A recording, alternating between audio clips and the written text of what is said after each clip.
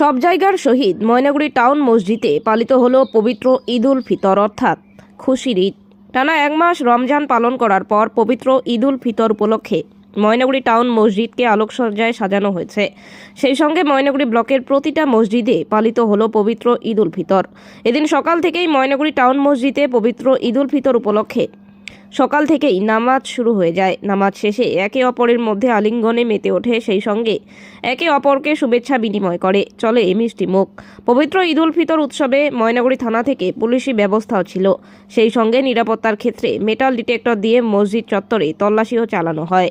এদিন এই নামাজে ছোট ছোট বাচ্চাদেরও অংশগ্রহণ করতে দেখা যায়। সোমবার সকাল 10টা নাগাদ ময়নাগুড়ি টাউন মসজিদের সভাপতি আব্দুল গফুর তিনি জানান, সারা ময়নাগুড়ি ব্লকে 94টি মসজিদ আছে, সেখানে সব জায়গায় এই পবিত্র ঈদ উল ফিতর পালিত হচ্ছে। আমরা আজকে টানা এক মাস পর রোজা শেষ করে এই পবিত্র ঈদ উল ফিতরে মসজিদে একত্রিত হয়ে নামাজে অংশ নেই। সেই সঙ্গে সকল ময়নাগুড়িবাসীকে ময়নাগুড়ি টাউন মসজিদের পক্ষ থেকে পবিত্র ঈদ উল ফিতর উপলক্ষে আন্তরিক প্রীতি ও শুভেচ্ছা জানাই।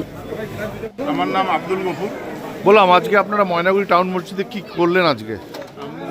ময়নাগুড়িতে আমরা বিশেষ করে এই সমাজের আমি সভাপতি পদে দীর্ঘদিন ধরে আছি। তো যাই হোক, আমরা ঈদের ফিতরের নামাজ পড়লাম। একে অপরের সহায় আমরা অনেকটা চেষ্টা করেছি দান খয়রাত করার জন্য, মানুষকে উৎসাহিত করার জন্য এবং মানুষের উৎসাহটা আমরা নেওয়ার জন্য।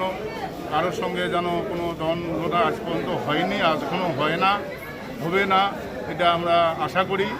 আপনাদের প্রত্যেকের কাছে এই আশাই আমি রেখে সামান্য কথা এখানেই শেষ করছি।